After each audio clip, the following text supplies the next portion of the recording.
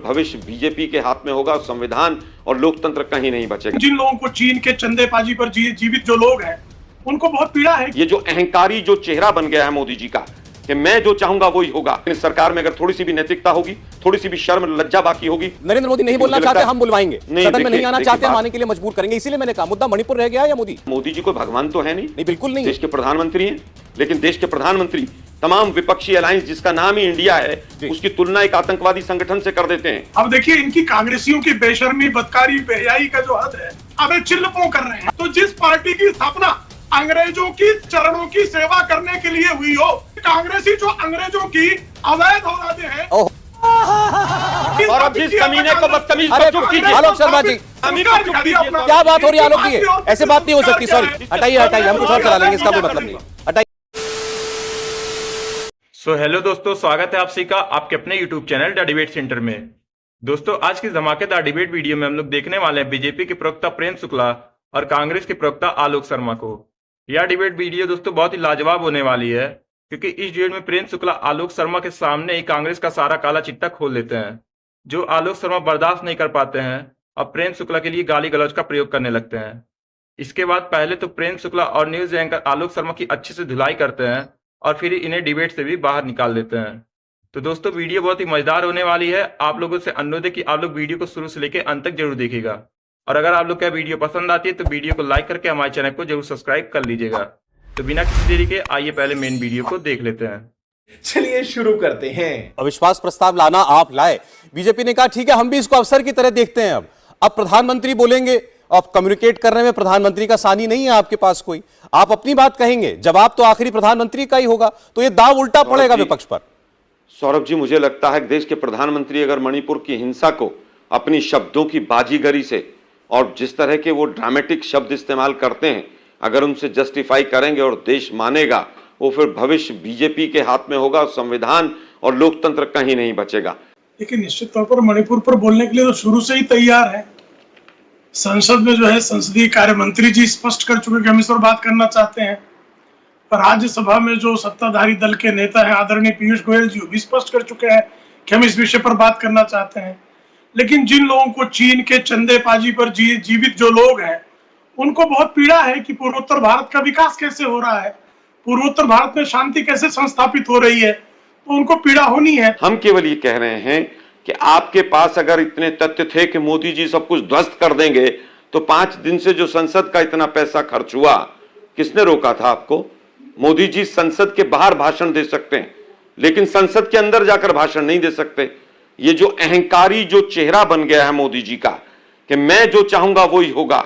आज मैंने इसीलिए कहा मैं संविधान को नमन करता हूं कि एक larger than king size PM को बोलने के लिए कानून ने बाध्य कर दिया।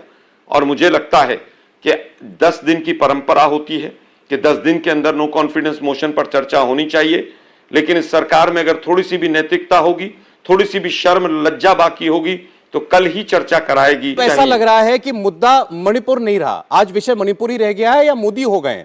आपने भी बार बार कहा कि मोदी जी एक बुनी हुई छवि में जीना चाहते हैं, larger than king size image में जीना चाहते हैं। तो कोशिश ये लग रही है विपक्ष की कि मोदी को मजबूर करो बोलने के लिए। नरेंद्र मोदी नहीं बोलना चाहते, हम बुलवाएंगे। सदन में नहीं आना चाहते, हम आने के लिए मजबूर करेंगे। इसीलिए मैंने कहा मुद्दा मणिपुर रह गया है या मोदी? देखिए, मुझे लगता है मोदी जी कोई भगवान तो है नहीं, बिल्कुल नहीं। देश के प्रधानमंत्री हैं, और देश के प्रधानमंत्री हैं केवल मंत्री हैं, वो कैबिनेट का दर्जा है उनका, केवल वो प्रधान हैं, तो वो क्यों नहीं बोल सकते? अगर देश चाहता है देश के प्रधानमंत्री बोले तो मुद्दा बनाने की इसमें क्या दिक्कत? बहुत हुई महंगाई की बार, अब की बार मोदी सरकार, बहुत हुआ महिलाओं पर अत्याचार, अब की बार मोदी सरकार। नाम तो मोदी जी के नाम पर मांगे जाएंगे, लेकिन दुर्भाग्य है कि मोदी सरनेम इस्तेमाल करने चोर उचक्कों के लिए, उसके लिए तो 2 साल की सजा हो जाती है। लेकिन देश के प्रधानमंत्री तमाम विपक्षी अलायंस जिसका नाम ही इंडिया है उसकी तुलना एक आतंकवादी संगठन से कर देते हैं। आज लगता है कि देश के प्रधानमंत्री पूरी तरह से दिशाहीन हो गए हैं, और उनको दिशा दिखाने का काम आज का विपक्ष कर रहा है। अच्छा, और दिशा, पहली दिशा ये दिखाई जा रही है कि आप संविधान से और संसद से बढ़कर नहीं है। मुद्दा आज भी मणिपुर है, क्योंकि मणिपुर की आग बाकी राज्यों में फैल गई है। उसका जवाब है प्रेम शुक्ला जी से। आपने कहा देश की संसद से बढ़कर मोदी जी नहीं है, मोदी जी भी मंत्री हैं, प्रधान लगा हुआ नाम के आगे, वो ठीक है, लेकिन उससे पहले जो वो बोले प्रेम शुक्ला जी, वोट जब नरेंद्र मोदी के नाम पर मिलते हैं आपकी सरकार को, आपकी पार्टी को, तो जवाब भी नरेंद्र मोदी को ही देना होगा।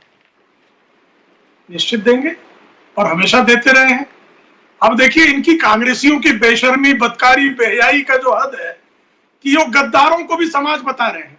देखिए मुझे लगता है सौरभ जी अगर थोड़ा सभ्यता से बात करें तो बेहतर रहेगा। गद्दार कौन था, अंग्रेजों का पिट्ठू कौन था, आलोक जी मैं बोल रहा हूं कौन लेता था, इस पर ऑब्जेक्शन आएगा।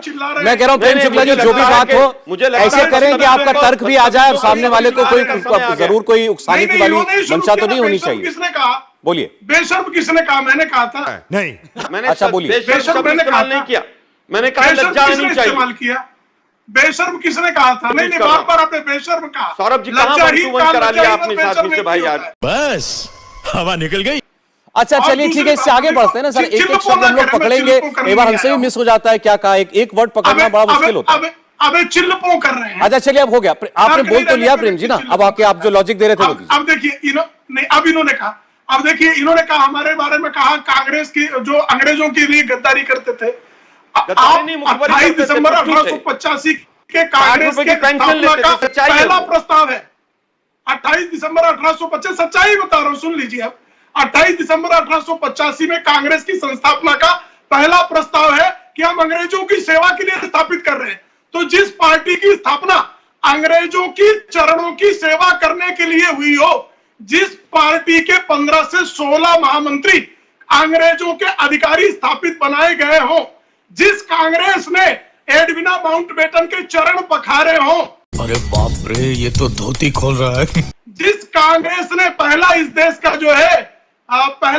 गवर्नर जनरल एक अंग्रेज को बनाने का कुकर्म किया हो, जिस कांग्रेस ने, आप कह रहे ना प्रधानमंत्री से प्रधानमंत्री होता है, भाई प्रधानमंत्री जो इस देश का संसद का जो नेता होता है, उस प्रधानमंत्री के पद को इतना बौना कर दिया कि एक असंवैधानिक व्यक्ति राहुल गांधी खड़े होकर कैबिनेट द्वारा प्रस्तावित जो अध्यादेश था उसको फाड़कर फेंक देता था। इससे आगे बढ़ना पड़ेगा। आज की बहस बीजेपी बनाम कांग्रेस नहीं है कि बीजेपी क्या करती थी, कांग्रेस क्या करती थी। हम मणिपुर पर बहस कर रहे हैं। मैंने तो नहीं शुरू किया, मैं तो मणिपुरी पर भी बहस कर रहा था, लेकिन कांग्रेसी जो अंग्रेजों की अवैध औलादे हैं। ओहो प्रेम शुक्ला जी, आप कहाँ कैसी भाषा बोल रहे हैं, क्यों करते हैं? सौरभ जी इस कमीने को बदतमीज अरे आलोक शर्मा जी प्लीज, प्रेम शुक्ला जी, आलोक शर्मा जी, तो कंपटीशन थोड़ी हो रहा है एक दूसरे के साथ अभद्रता करने का कि एक नाम इन्होंने पुकारा तो उससे बढ़कर नाम पुकार देंगे। आलोक शर्मा जी प्लीज धैर्य रखिए, ऐसे शब्द नहीं, इन्हीं के साथ आपको अभी आगे भी चर्चा करनी होगी प्लीज। देख लिया ना आपने, क्या बात हो रही है आलोक जी, ऐसे बात नहीं हो सकती, सॉरी, ये कोई तर्क नहीं है। नाजायज औलाद कहेगा ये आदमी। अरे भाई वो आप सीधे एक आदमी को गाली दे रहे हैं टीवी पर। इन्होंने कांग्रेसी शब्द, इन्होंने कहा कांग्रेसी ऐसा होते हैं, इन्होंने कांग्रेसी के लिए कहा, आप आपत्ति कर सकते थे। इन्होंने आलोक शर्मा के लिए थोड़ी कुछ बोला, आप तो प्रेम शुक्ला ये, प्रेम शुक्ला ये, यूं शुरू हो गए। कांग्रेस के लिए गलत शब्द इस्तेमाल करेगा, उसको सबक सिखाया जाए। मैंने उसी वक्त इनको भी बोला कि आप ये भाषा मत इस्तेमाल कीजिए। आलोक जी आप इसको जरा सुनिएगा, मैंने उसी वक्त इनको टोका, लेकिन जरा तो धैर्य दिखाते आप, जरा तो धैर्य दिखाते। उसी वक्त मैंने इनको इंटरप्ट किया था, ये मत कीजिए। आप सुनिए क्या मैंने क्या किया। अब आप अनर्गल बात कर रहे हैं आलोक शर्मा जी, सुन लीजिएगा, जितनी भी चर्चा हुई है इसको सुन लीजिएगा। उकसा रहे हैं, फलाना कर रहे हैं, ढिमाका कर रहे हैं। कमीन का बच्चा बोलेगा की अवैध औलाद है और ऐतिहासिक कमीन का बच्चा बोलेगा। खत्म, हटाइए हटाइए हटाइए, हम कुछ और चला लेंगे, इसका कोई मतलब नहीं, हटाइए सर।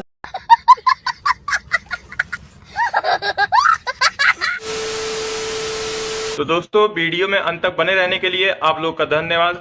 उम्मीद करता हूं आज की डिबेट वीडियो आप लोग को जरूर पसंद आई होगी। अगर आप लोग को दोस्तों यह वीडियो पसंद आती है तो वीडियो को लाइक करके हमारे चैनल को जरूर सब्सक्राइब कर लीजिए और डिबेट के बारे में आपकी जो भी राय है हमें कमेंट करके जरूर बताइए। तो मिलते हैं दोस्तों आप सबसे एक और नए धमाकेदार डिबेट वीडियो के साथ। तब तक के लिए आप अपना और अपने पूरे परिवार का ख्याल रखिए। जय हिंद, जय भारत।